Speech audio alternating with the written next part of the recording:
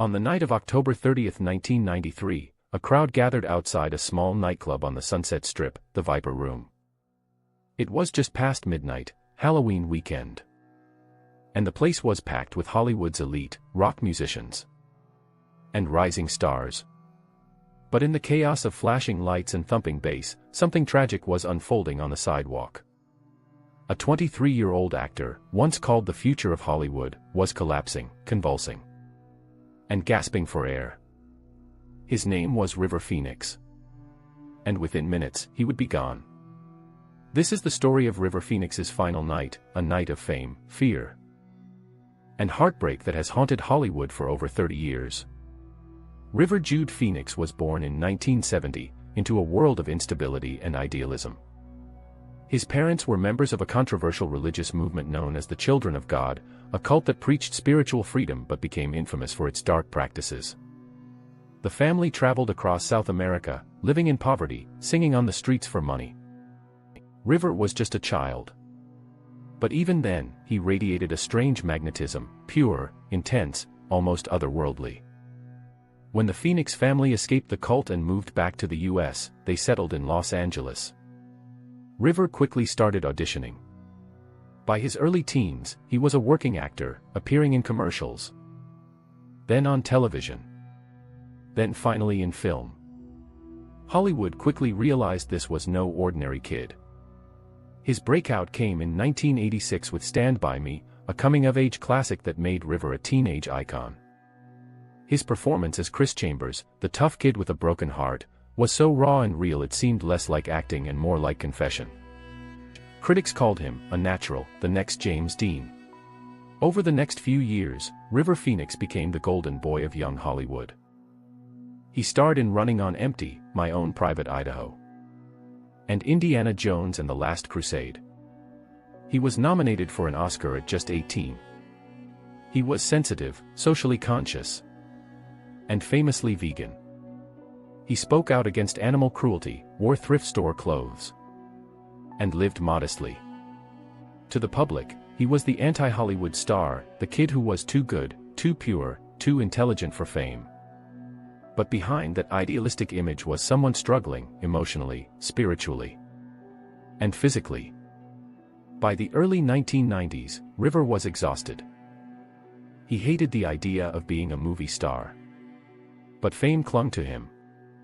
He was loved by fans, respected by peers, and seen as the moral compass of his generation, but privately, he was cracking under the weight of those expectations. He'd begun experimenting with drugs, first marijuana, then cocaine, then eventually harder substances. Friends said he used it to quiet his anxiety, to escape the pressure of constant scrutiny. His close friend Keanu Reeves would later describe River as fragile, like glass. Even his family dynamics were complicated. His siblings, Joaquin, Rain, Liberty, and Summer, were also trying to make names for themselves in entertainment. River felt responsible for them all, the eldest brother carrying the burden of being the family's hope. His mother, Heart Phoenix, loved him deeply but depended on him emotionally and financially. Still, River kept pushing forward. In 1993, he began filming Dark Blood, a psychological thriller that would turn out to be his final project. The production was difficult. Crew members noticed his mood swings, his fatigue, and how thin he had become. Director George Sluizer later said River seemed lost, brilliant one moment, disconnected the next. When filming wrapped, River returned to Los Angeles, to the nightlife, the music, and the circle of friends who adored him but couldn't save him. The Viper Room wasn't just any club. It was part owned by Johnny Depp. And in the early 90s, it became the place where Hollywood's cool crowd gathered. River loved music. And that night, October 30, 1993, he was planning to perform with the band P, which included Depp and Flea from the Red Hot Chili Peppers. He arrived around 10:30 p.m. with his girlfriend, actress Samantha Mathis, his brother Joaquin Phoenix, and his sister Rain. They were all young, beautiful, and full of life. River was wearing jeans, a flannel shirt, and his trademark boots, looking more like a musician than a movie star. Inside, the club was dark and pulsing with energy. Celebrities mingled freely: Leonardo DiCaprio, Christina Applegate, and others had been seen there that night. But as the hours passed, things began to go wrong. According to witnesses and toxicology reports, River had taken a deadly mix of cocaine and heroin, a speedball, earlier that evening. Some said he'd been handed a drink laced with drugs. Others claimed he took it voluntarily. What's clear is that the dose was far too strong. Shortly after midnight, River began to feel unwell. He told Samantha he didn't feel right and wanted to leave. She later described the moment as terrifying. His energy changed instantly. He stumbled out of the club's side door onto Sunset Boulevard, gasping for air. Outside, chaos erupted. River collapsed on the sidewalk, convulsing violently. Samantha screamed for help as Joaquin dialed 911 in a panic. His call was frantic, almost incomprehensible. The recording later leaked to the press, one of the most haunting pieces of Hollywood audio ever released. Rain tried to hold River's head, begging him to stay awake.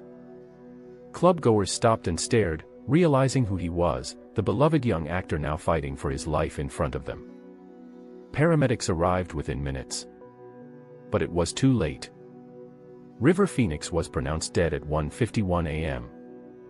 He was just 23 years old. The news spread like wildfire. By morning, every major network was reporting on the death of River Phoenix, Hollywood's golden boy, gone overnight. Fans gathered outside the Viper Room, leaving flowers, candles, and handwritten notes. Some wept openly, others stood in silence. Johnny Depp, who had been performing inside when it happened, shut down the club for several weeks. He later said the tragedy left him haunted. Samantha Mathis would not speak publicly about that night for decades. When she finally did, she said, "I knew something was wrong that night. But I didn't know how wrong until it was too late." River's death wasn't just another celebrity overdose. It felt like the end of something, the death of innocence in Hollywood's youth culture. He represented purity, promise, and authenticity in an industry built on artifice. And his loss hit his peers hard. Keanu Reeves, one of his closest friends, went into isolation. Joaquin Phoenix, only 19 at the time, was traumatized. It would take him years to recover enough to return to acting. When he eventually starred in Joker decades later, he dedicated his Oscar to River. In the weeks after his death, tabloids went into overdrive. They painted lurid pictures of River's final moments, calling it the death of Hollywood's angel. Conspiracy theories began to spread, that he had been poisoned, that someone at the Viper Room had spiked his drink, that he'd been pressured into using drugs. The toxicology report revealed lethal levels of heroin and cocaine. But fans refused to accept that River, the environmentally conscious, clean-living vegan, had died that way.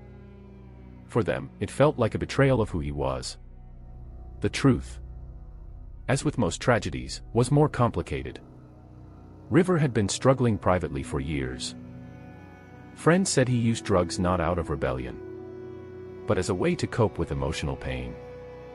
The pressure to be perfect, to live up to his image, may have pushed him further into isolation. Even Johnny Depp's club became a symbol of guilt and mystery. The Viper Room was soon rumored to be cursed. In later years, other tragic incidents would be linked to it, deepening its dark reputation. 3 decades later, River Phoenix remains frozen in time, forever 23, forever golden. His film legacy, though brief, continues to inspire. My Own Private Idaho, Running on Empty, Stand By Me, all stand as proof of a talent that burned brighter than most ever will. Directors like Gus Van Sant and George Sluizer have called him one of the greatest actors they ever worked with. Van Sant even said, he was beyond his years. He wasn't acting. He was being. In the years since his death, River's influence has rippled through generations of actors, from Leonardo DiCaprio and Joaquin Phoenix to Timothée Chalamet. Chalamet, often compared to him, once said that River's performances felt like he was channeling something eternal. River's unfinished film, Dark Blood, sat in limbo for decades after his death. In 2012, it was finally completed using existing footage and narration. Watching it was bittersweet, seeing the brilliance that could have been cut short. Perhaps the most powerful legacy River left behind is his family. Joaquin Phoenix, his younger brother, went on to become one of the most acclaimed actors of his generation. When Joaquin won the Oscar for Joker in 2020, his acceptance speech brought the audience to tears. When he was 17, my brother wrote this lyric. He said, "Run to the rescue with love, and peace will follow." It was a moment of closure, not just for Joaquin, and for anyone who had loved River. His death had cast a shadow over his family for decades. But in that moment, it felt like he was still there, not gone, just transformed. The Viper Room still stands today, though its atmosphere has never quite recovered. Locals say the spot where River collapsed carries an eerie energy, cold, heavy, silent even amid the noise of Sunset Boulevard. In the years following his death, several visitors reported feeling watched outside the club or hearing faint music playing when the building was empty. One paranormal investigator described it as a sadness that lingers. For many, the Viper Room has become a kind of shrine, not to the club's history, but to River's spirit. Fans still visit the sidewalk where he fell, leaving candles and flowers each year on the anniversary of his death. River Phoenix was only on Earth for 23 years. But he changed Hollywood forever. He proved that a young actor could be soulful, intelligent, and sincere in an industry built on masks. He gave depth to youth, vulnerability to masculinity, and authenticity to fame. His story remains one of Hollywood's great heartbreaks, a reminder of how brilliance and fragility often go hand in hand. River wasn't destroyed by fame or drugs alone. He was consumed by the impossible ideal of being everything the world wanted him to be. Today, when people talk about River Phoenix, they don't speak just of tragedy, they speak of light. A rare, fragile light that burned too brightly to last, but never truly went out. And maybe that's the real story behind the night outside the Viper Room. Not just a death, but a haunting, not by ghosts, but by the memory of a soul who, even in death, refuses to fade. Because in every frame he left behind, every note of music, every glance filled with aching humanity, River Phoenix still lives. The boy who was supposed to save Hollywood didn't fail, he became immortal.